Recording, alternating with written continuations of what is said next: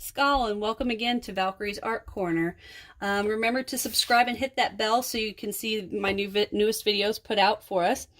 On Saturday, I know I had put my video out, but I noticed I didn't go into much detail as to what grids and guidelines were for. So in this video, we're actually going to show you how to do that.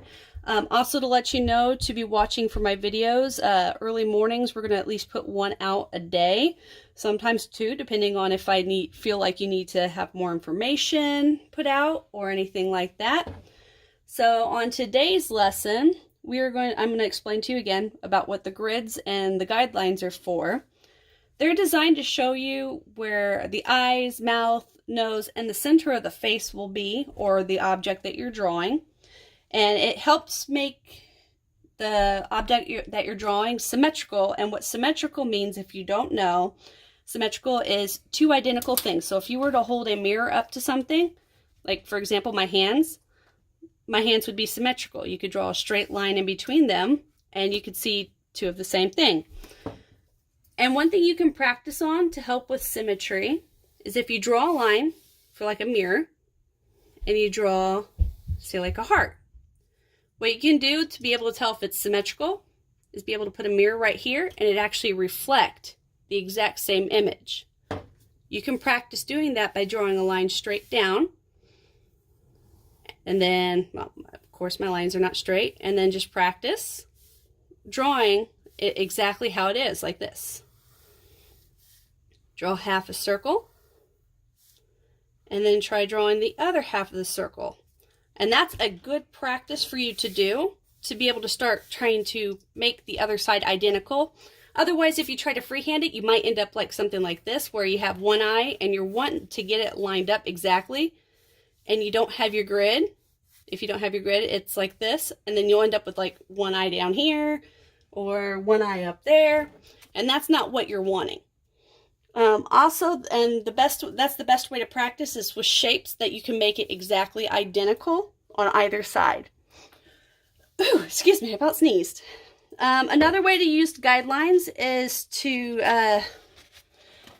it's really useful when you're going to draw a face. For example, the way the head is tilted or the way that the character's looking. So if you're drawing a person's face, you want to start off with a circle, just like this. So that way it's kind of neutral, which means it's just in one place, so it can go any way you want it to. And then depending on where your character is looking or how their head's facing, you'll want to always have a line that goes down the middle. In this case, my character is going to be looking up this way. Imagine, like in science class, the way you learned is the Earth is on an axis. It's got a line that goes right down the middle, and that's what it turns on. So that's how it goes through on the middle. Then the next line you're going to want to draw, it has to be even with the eyes. So depending on where the character is going to look, again, my character is going to be looking this way, is you have to draw the line exactly where you want the eyes to go. And at that point, you can, sorry, I was going to sneeze again. You can kind of draw where the eyes would go, which would be something like this.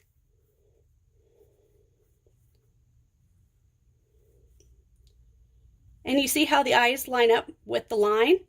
That kind of tells me, okay, my eye is right here, and then my eyebrow will need to go up here, because the eyebrows standardly are just directly above the eyes. Then you can kind of take your guideline, which is this giant circle here, to kind of determine where exactly how the forehead's going to go. So see how I'm using my guideline here, and then drawing the nose that comes out of it. And see, that tells me, oh, that belongs right there.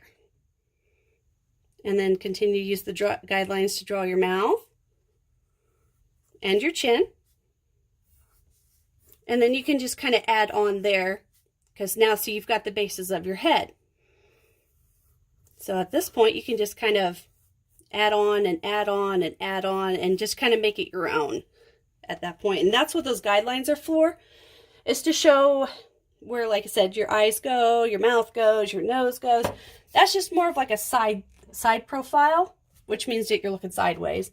Also, when you're drawing full figures, and is another thing I got into on Saturday, is that you want to use basic shapes for your joints, your hands, your arms. So any kind of your joints would be balls. Any kind of limb would be like your upper arm would be rectangles, lower arm would be a rectangle. Or your legs would be the same thing.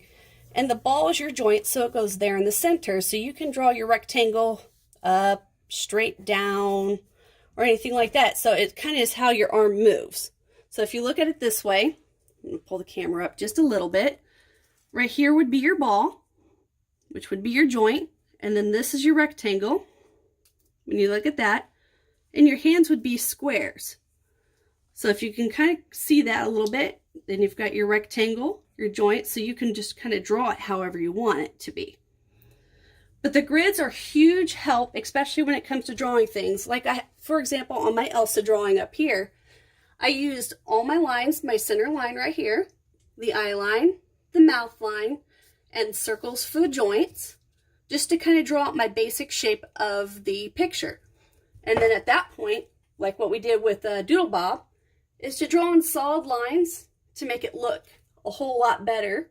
And then at that point, which I didn't do here, which is why I did it on the crayon one, you can erase those lines and you'll have a solid picture for you to use.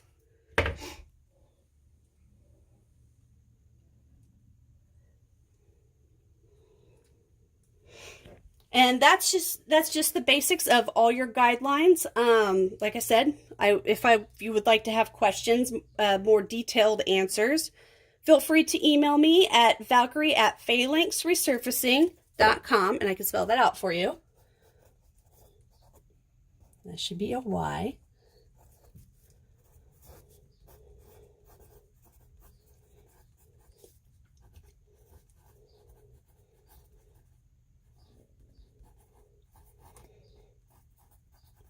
And that's my email. Or if you would like to hit me up on my Facebook page, which is just Valkyrie's Art Corner.